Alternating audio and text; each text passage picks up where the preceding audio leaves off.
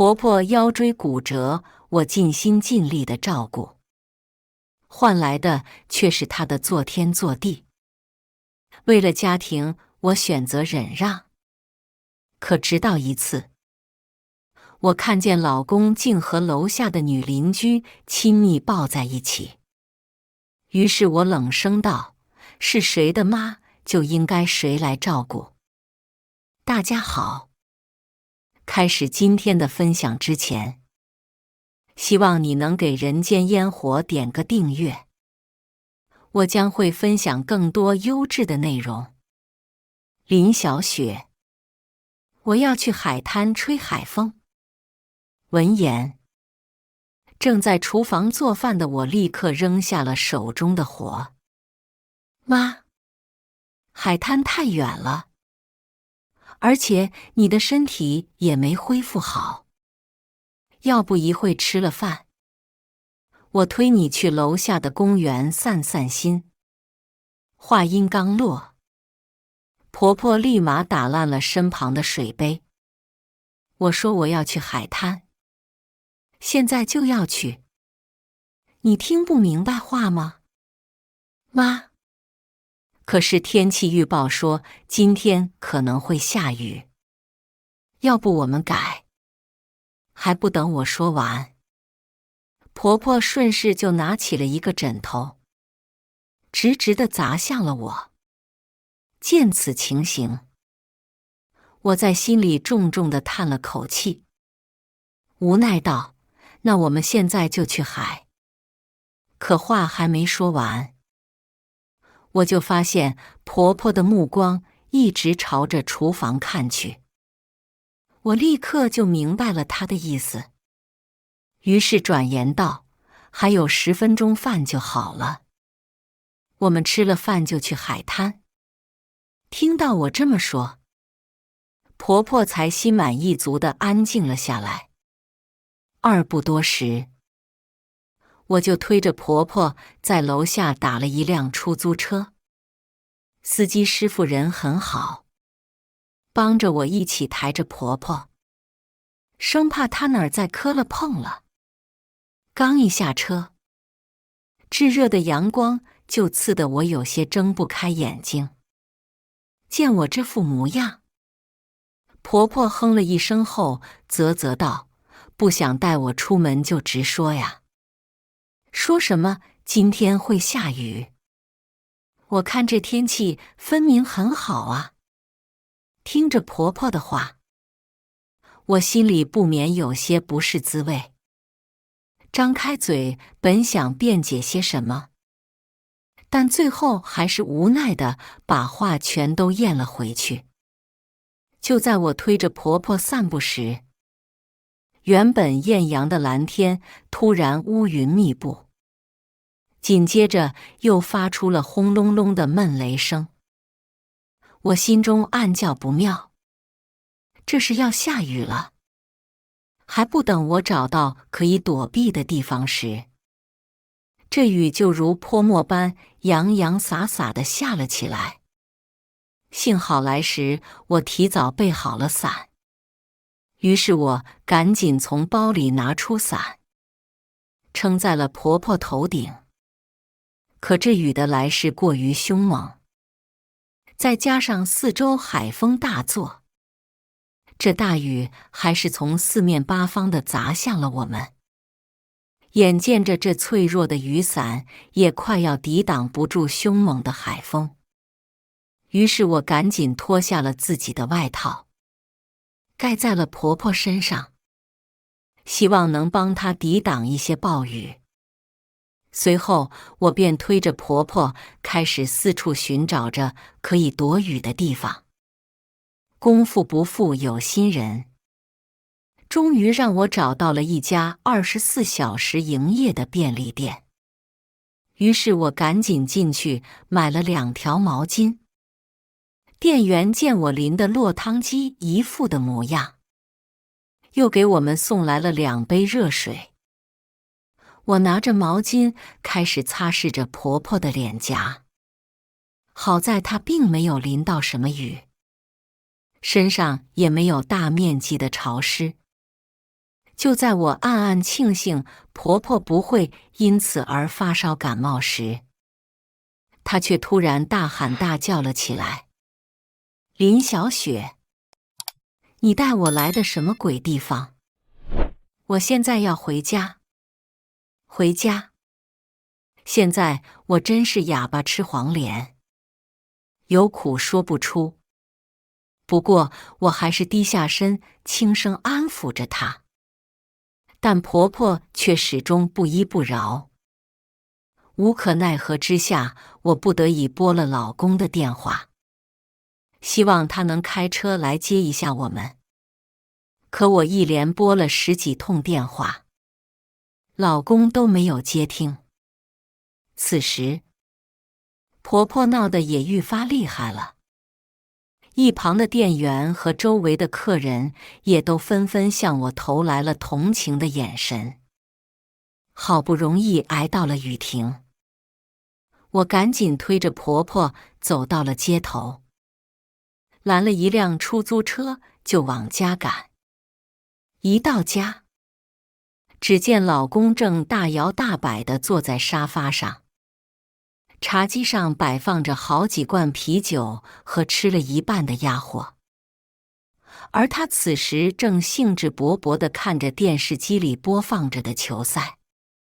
顿时，一股无名之火涌上了我的心头。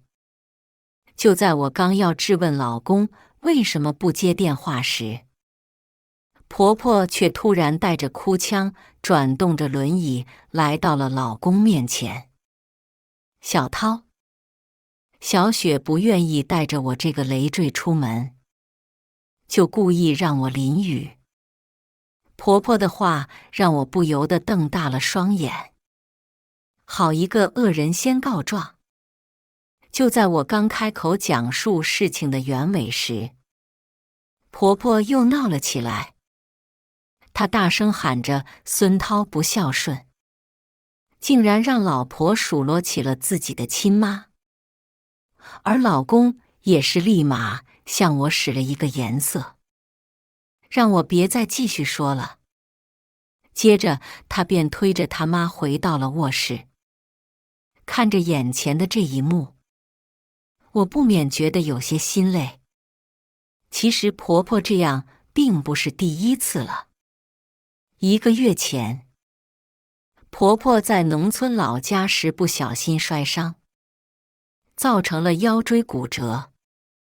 医生告诉我们，老年人摔伤一般都比较严重，婆婆的伤需要个1年半载才能慢慢康复。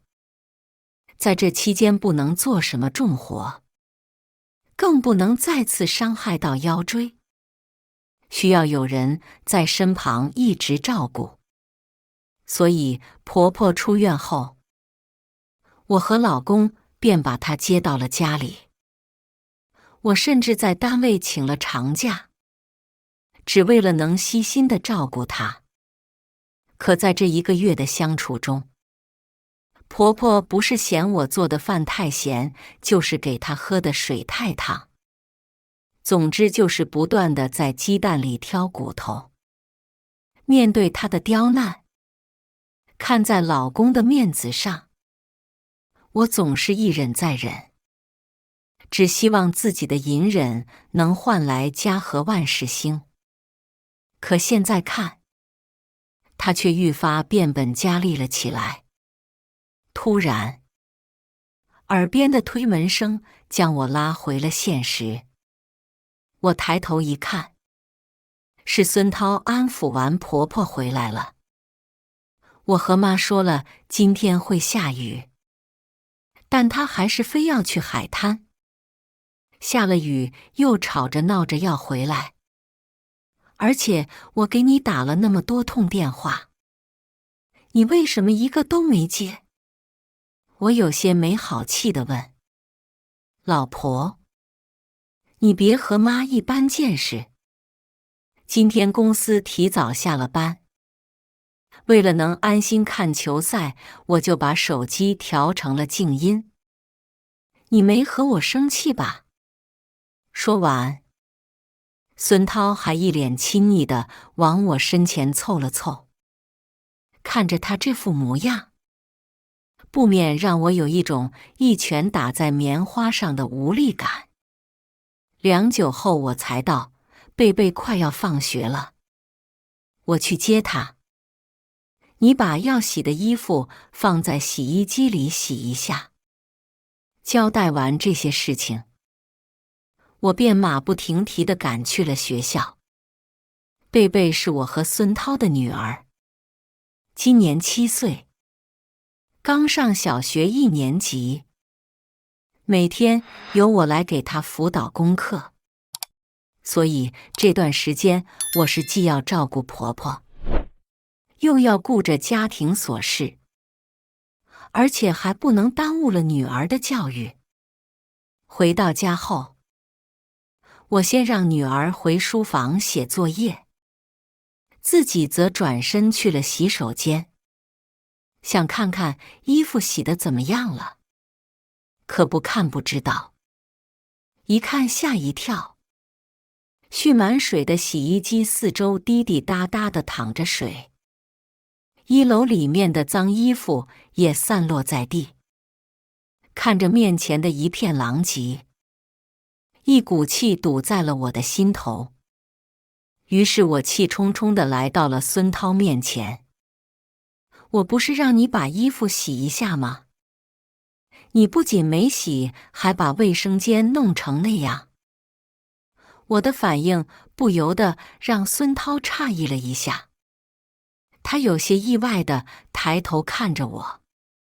不过想来也是，和孙涛结婚的这10年来，家里面大大小小的家务都是由我全部包揽，从来没有让他伸过手。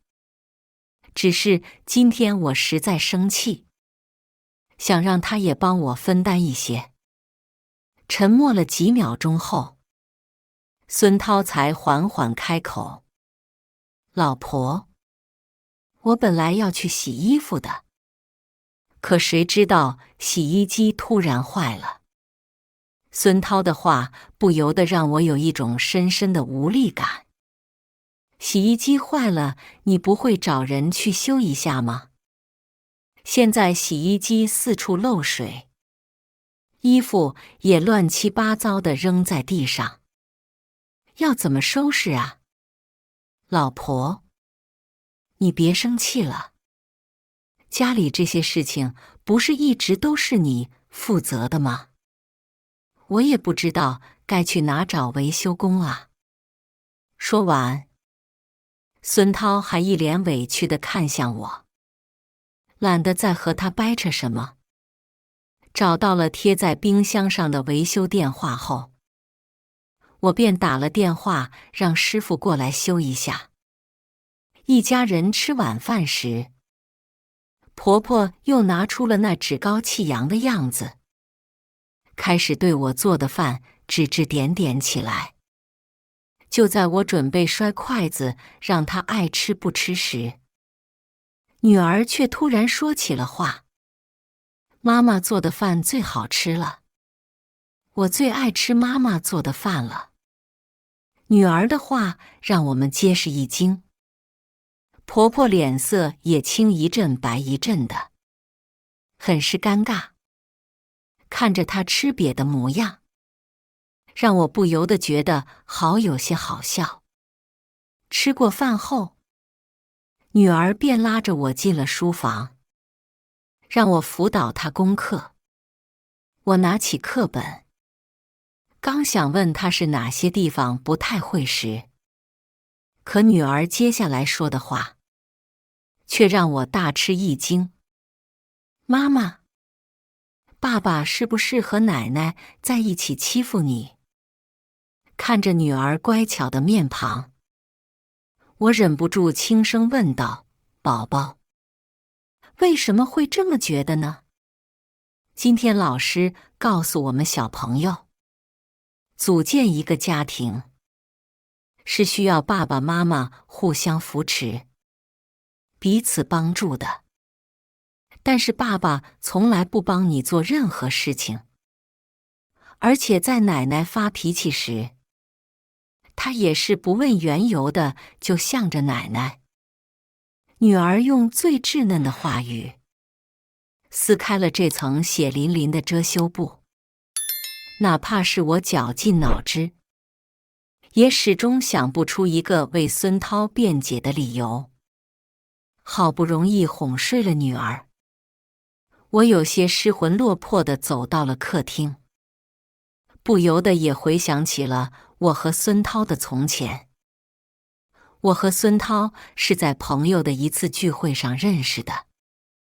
那天他主动要了我的联系方式，就这样一来二去的，我们逐渐熟识了起来。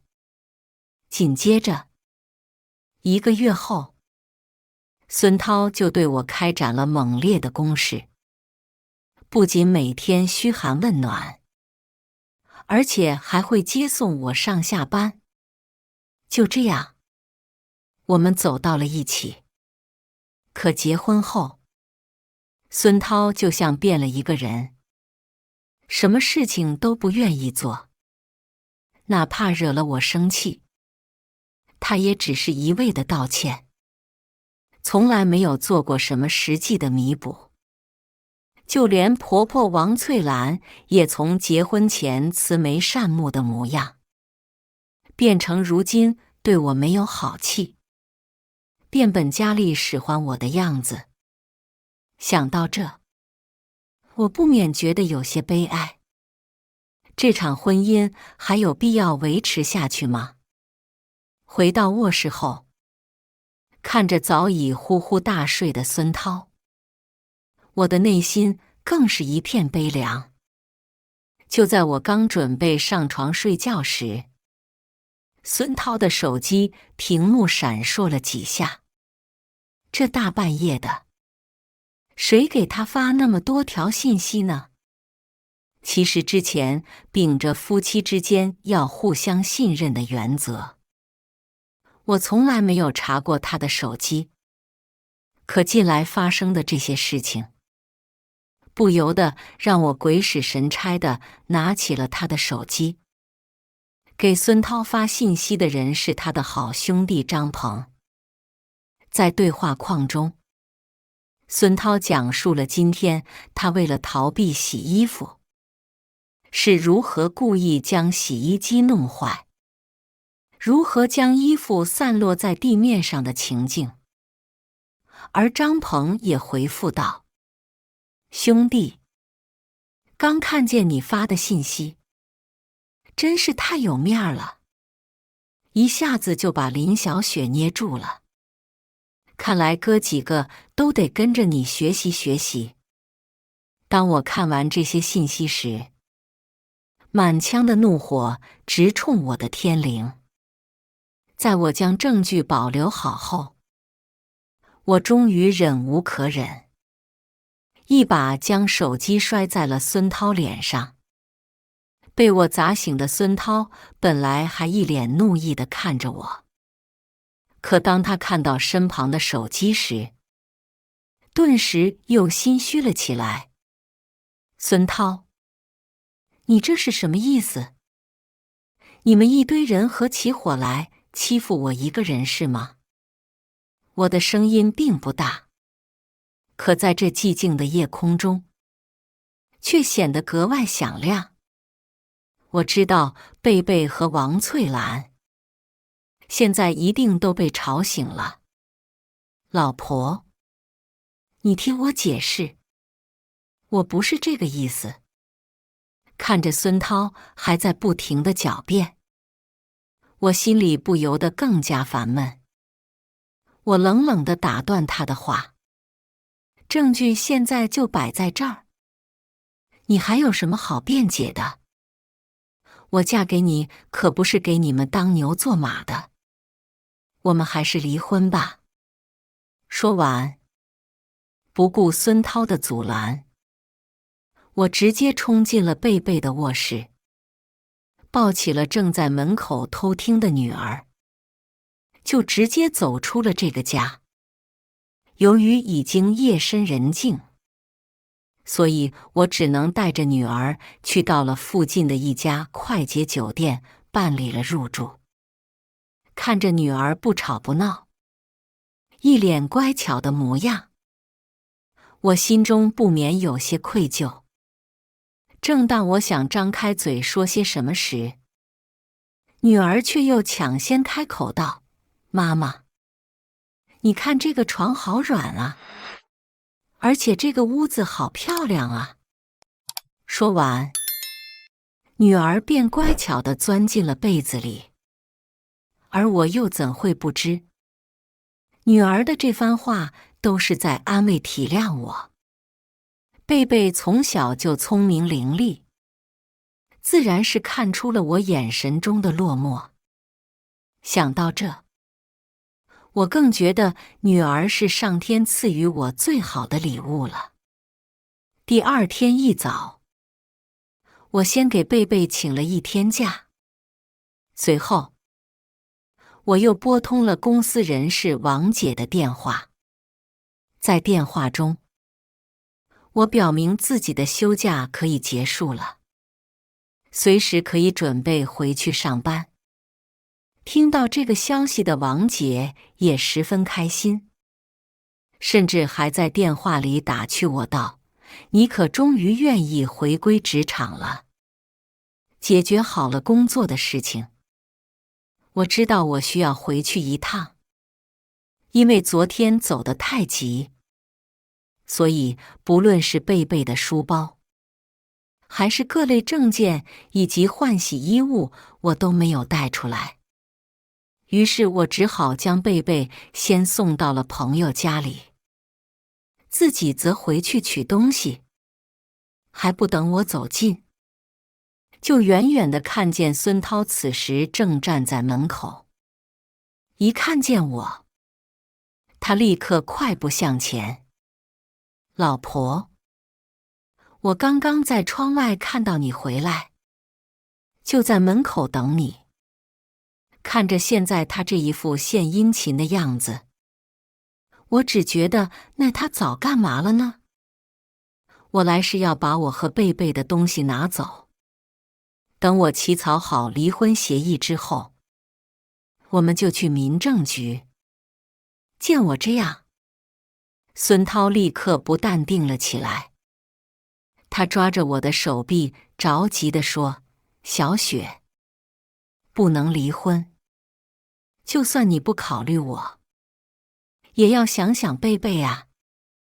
贝贝还那么小，他需要完整的家庭。我保证，我再也不会这样了，我都会改。只要不离婚，要我干嘛都行。”这时，王翠兰也坐着轮椅出来了，只见她耷拉着脑袋，全然没有之前那副高高在上的模样了。“小雪，是妈不好，我已经知道错了，你千万不要和小涛离婚，妈以后再也不闹了。”其实我并没有把王翠兰的话当回事，只不过孙涛的话确实让我有些动摇了。如果考虑到孩子，我确实还是想保全家庭的。但同样我也知道，只是用嘴巴说说谁都会。离婚的事情我可以再考虑考虑，但是这些日子我会和贝贝搬出去住。说完，我直接侧身绕过他俩，直接走进了屋子，开始收拾东西。很快，我就拎着大包小包离开了。紧接着，我又马不停蹄地赶往中介，短租了一套房子。等把这一切收拾好后，我这才将贝贝接了回来。接下来的日子，我每天工作赚钱，贝贝每天读书上学，日子过得很是悠哉。只不过在我搬出去的第二天，孙涛不知道从哪知道了我的地址，每天晚上，他都会拎着大包小包的东西来看望我和贝贝。想到他毕竟是贝贝的父亲，我也没有多做阻拦，同意让他和孩子接触。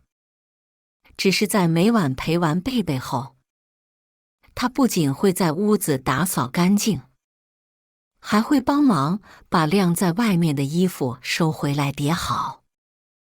最后在临走的时候，还会顺手把垃圾带走。这样的日子大概持续了1个月。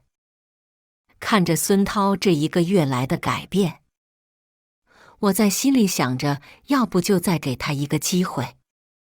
结婚这么多年，我的要求其实并不高，只是需要一个在关键时刻靠得住、指望得上的老公。如果孙涛今后能一直如此，那么我也懒得再折腾什么。于是，我决定今晚孙涛来的时候，好好和他聊一聊。可我左等右等，却始终没有等来他的身影。就在我内心疑惑不已时，我接到了孙涛打来的电话。小雪，我知道你现在还在气头上，本来不应该麻烦你这些事儿，可公司突然临时派我出差几天，给妈找的护工晚上又不在，所以能不能辛苦你几个晚上？等我忙完后，保证不会再让你做这些事。我想都没想的就答应了孙涛的请求。毕竟在成年人的世界里，赚钱养家永远位列前茅。很快我就带着女儿回了家。王翠兰一看见我，立刻神色激动地爬上轮椅前来迎接着我和女儿。接下来的2天，我白天上班，晚上照顾王翠兰。说是照顾，其实就是做个饭，然后在她需要的时候把她抱到轮椅上就行了。相比于之前，她这也不能干那也不能做的时候，我轻松的简直不是一星半点。而我也明白了，她之前就是借着我的孝心，故意欺负我。有句话说得好，柿子专挑软的捏。现在我要和他儿子离婚，他自然不敢再作闹什么了，而我也乐得清闲。这天，我如往常般去接贝贝放学，只是贝贝刚一出校门，我就察觉到了他的不对。往常一放学，他就会宛如脱缰的野马般拼命跑向我，今天却蔫头打脑，慢慢悠悠地走了出来。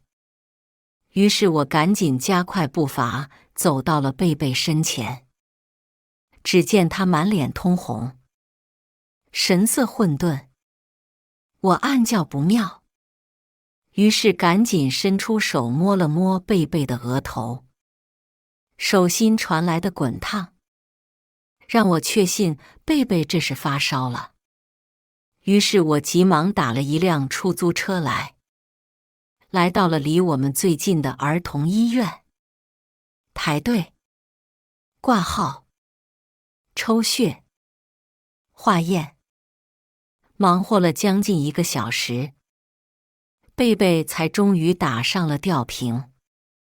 不过好在只是普通的发烧感冒，并不是太严重的问题。这也让我把悬着的心放到了肚子里。就在我刚松了一口气时，突然看到了一抹熟悉的身影。为了怕自己看错，我甚至从包里掏出了眼镜戴上。等我确认好这个人时，不免给了我当头一棒。只见孙涛正亲密地搂着一个女人，我看不清那个女人的长相。他将头埋在了孙涛怀里，似是在哭泣般的颤抖着。良久后，那女人才抬起头擦拭着红肿的眼圈。而我在看清这个女人的长相后，不免也有些吃惊。这个女人叫张倩，是住在我们楼上的邻居。前几年刚和她丈夫离了婚，现在一个人带着儿子生活。真没想到，张涛竟然和她搞在了一起。不过他们两个来儿童医院干嘛？张倩还一副哭哭啼啼的样子。突然，我好似想明白了些什么，顿时心下了然。等我低头看向贝贝时，不想贝贝同样发现了他们。此时正一脸呆呆地看着张涛和孙倩，看着贝贝苍白的面庞，我不由自主地将手握成了拳头。一股巨大的恨意此刻正在我的心中翻涌着。就在我准备上前和孙涛理论时，护士恰巧也在这时过来给女儿换新的吊瓶，而我的理智也在这时瞬间被拉了回来。如果我现在就去和他们大吵大闹的话，不仅讨不到什么好处，反而还会将贝贝拉入这场漩涡。于是我赶紧拍摄了几张孙涛和张倩搂抱在一起的照片。在贝贝打完吊瓶后，我就先将她送回了我们租住的房子里。随后，我又匆匆赶去了医院，终于在一间病房里看见了正在睡觉的孙倩儿子。而这也证实了我的猜想，孙涛和张倩来儿童医院，必然是张倩的孩子生病了。而张倩哭成那样，她的孩子也定然不会在普通的输液室。什么出差，什么工作忙，这通通都是他的借口，就是为了能空出时间照顾情人的儿子罢了。经过我挨个病房的寻找，终于找到了张倩的儿子。看着孙涛和张倩不在，于是我走进了病房。一进去，旁边病床的大姨就看着我问道：“你是来看这个孩子的吗？”我轻轻点了点头道：“孩子的妈妈和我是楼上楼下的邻居。”听我这么说，一旁大姨忍不住地说道：“这孩子得了肺炎，都在医院住了3天了。不过孩子的爸爸是个有责任心的，一直在这忙前忙后的照顾。”大姨的话让我忍不住笑出了声。见我如此反应，大姨不免有些奇怪地看着我。于是我了然道：“那个男人不是这个孩子的爸爸，他是我的老公。今天要不是我女儿生病了，我也不会发现他竟然和女邻居搞在了一起，而且还来照顾上人家的儿子了。”周围的人嗅到了八卦的味道，也不由自主地纷纷围到了我的面前。从古至今，人们最爱做的事情就是看热闹、听八卦。于是我对着他们又洋洋洒洒地高谈阔论了一番对老公出轨的感言，随后就拎着包离开了。刚出医院，我就拨通了孙涛的电话，还不等我说话，孙涛就在那边喋喋不休了起来：“老婆，最近事情太多了，我可能还要再过几天才能回去。孙涛的谎话让我觉得非常可笑。我既不想现在拆穿他，又不想再与他周旋什么。于是我冷声道：“是谁的妈，就应该谁来照顾。”我直接挂断电话，同时又把孙涛拉进了黑名单。我知道，不出3小时，孙涛和张倩的事情就会在医院里传得沸沸扬扬，所以不用我多说什么。那时他自会知道我已经发现了他的丑事，而我也不会咽下这个委屈。这件事情自然不会就这么算了。如果说之前我还心存善念，想着保存这个家庭，但是在贝贝看到他和张倩搂搂抱抱时，他就已经不配再做贝贝的父亲了。他要为自己的行为付出应有的代价。第二天一早，我打印了厚厚的一沓孙涛和张倩搂抱的照片，同时还不忘给他们的脸加上了特写。紧接着，我又加钱做了一张大大的横幅。一切准备就绪，我来到了我们的小区楼下，将洗好的照片贴在了小区各处，又将横幅拉开，挂在了最显眼的2棵大树中间。横幅上面写着大大的字，表彰有妇之夫孙涛乐于助人，为女邻居孙倩排除寂寞。我和孙涛从结婚后就住在这个小区，邻里之间早都已经非常熟悉了，所以当他们看到照片以及横幅时，眼神里无不都浮现出了一抹鄙视的神色。毕竟这些年来，我是小区里面大家公认的好媳妇，所以当他们知道孙涛的出轨对象还是住在我们楼上的邻居时，只会更加唾弃他们这对狗男女。很好，这就是我想要的效果。这对狗男女马上就会成为大家茶余饭后的谈资。单单只是一个人的唾弃和鄙夷并不可怕，可怕的是，如果身边的所有人全都这样，那么语言就会成为杀死一个人最好的武器。很快，他们就会在小区里面抬不起头，感受到人言的可畏。做完这一系列的事情后，我便又回到了暂时租住的房子中。如我所料，不多时，孙涛便找了过来。一看见我，他立刻气急败坏道：“林小雪，你至于把这件事情闹得沸沸扬扬吗？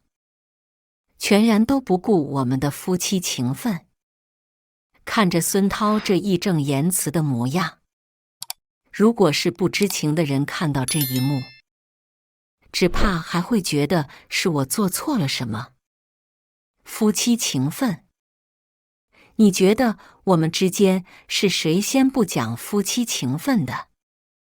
我告诉你，孙涛，做了亏心事就不要怕别人戳你脊梁骨。很快你就会收到法院的传票，我会和你起诉离婚。我的声音坚定中又带着些许的决绝。见我如此，孙涛这才好似突然明白了什么，只听他扑通一声跪到了地上。小雪，这件事情是我做错了。我立马就和孙倩断掉，求你不要离开我，我真的不能失去你。孙涛的这番深情告白，不由得让我觉得可笑万分。孙涛，你根本就不是害怕失去我，你是害怕失去我这个免费的保姆，害怕失去这个帮你把什么都打理好的仆人。说完这番话，我便砰的一声重重地关上了门。我说的话并不假。当孙涛开始做甩手掌柜时，当他和孙倩搞在一起时，我在他心里就成为一个可以被随便摆弄的玩具。而当我这个玩具开始反击时，他自然会气急败坏。而发现我这个玩具要离开他时，他必然是会苦苦求饶，害怕今后没人再听他的使唤。只是我不是玩物，也不是傻子。看清这一切后，我自然会和他断个干净。很快，孙涛便收到了法院的传票。由于我抓到了孙涛切实的出轨证据，所以在财产分割上占了很大优势。在面对贝贝的抚养权时，贝贝甚至直接当庭表示，他只需要妈妈，并不需要一个对他不管不顾的爸爸。女儿的话让我很是欣慰，也不禁让我湿了眼眶。法院最后的判决结果如下：女儿贝贝的抚养权归我。由于孙涛是过错方，所以家里的现金以及房子全部归我一人所有。就这样，我顺利地拿到了离婚证。然后我将当初保留的孙涛和狐朋狗友讨论如何躲避家务，使唤老婆的聊天记录全都发给了他们的妻子。我要让更多的人擦亮双眼，不能被这群男人所蒙蔽。紧接着，我便以最快的速度卖掉了那套房子，然后又拿着卖房子的一部分钱，在另外一个小区买了一套小三居和女儿住。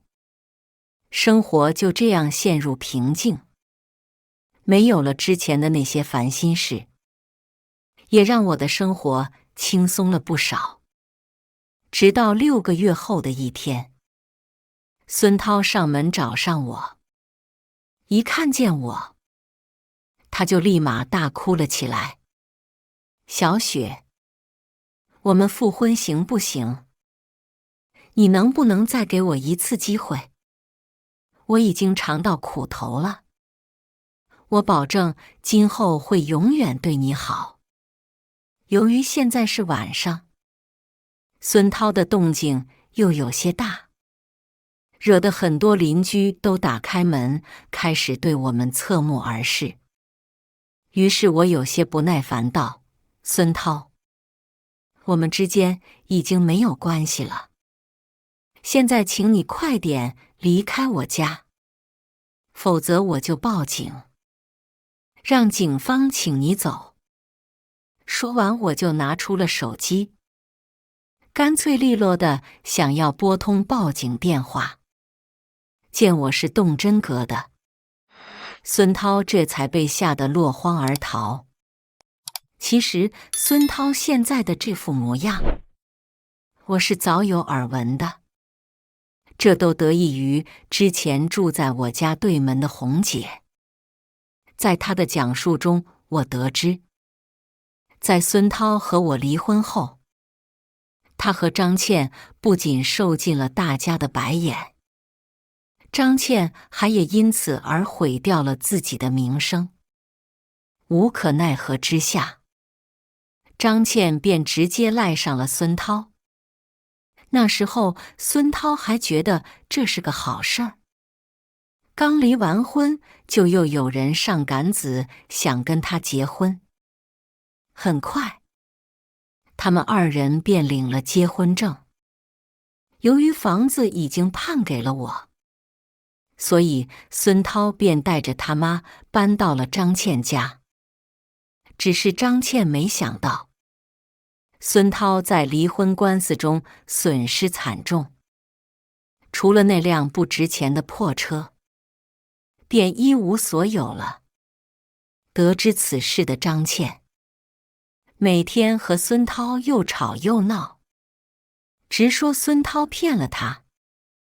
甚至在争吵中，孙涛几次被张倩抓伤进了医院。自知理亏又没处可去的孙涛，也只得就这样默默忍受着。不仅如此，孙涛每个月的工资也都会被张倩悉数拿走。据说是因为那次肺炎，张倩的儿子留下了很多后遗症，每个月都需要很大一笔钱用来治疗。要不是因为张倩的工资不够用，他早都会把孙涛赶走了，哪里还会留着他在家呢？而孙涛的母亲王翠兰更是让人唏嘘。现在孙涛自己都自顾不暇，自然没有功夫再去管他，所以便不管3七21的又把他送回了农村老家，得不到更好的照顾。王翠兰的伤势便愈发严重了。曾经说的如果好好调养1年半载还能站起来，现在对她来说已经是一种奢望了。她估计只能坐着轮椅过完她的下半辈子。在得知这种种一切后，我只觉得自己是幸运的。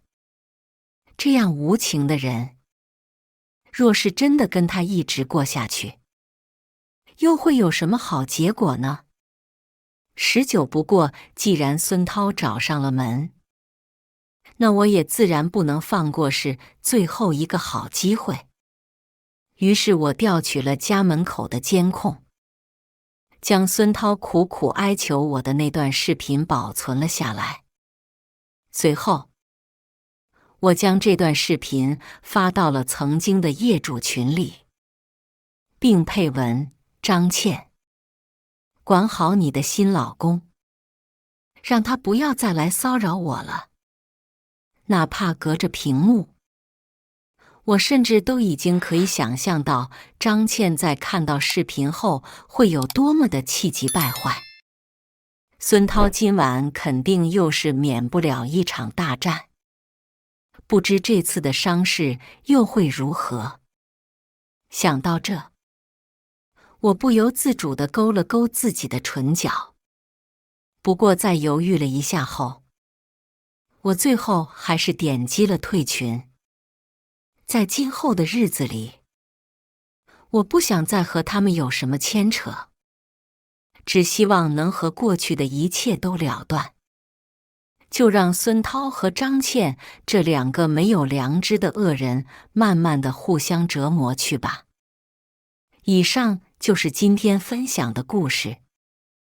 大家有什么想说的、想吐槽的，欢迎在下方评论交流。也更希望能给人间烟火点个订阅，我将会分享更多优质的故事内容。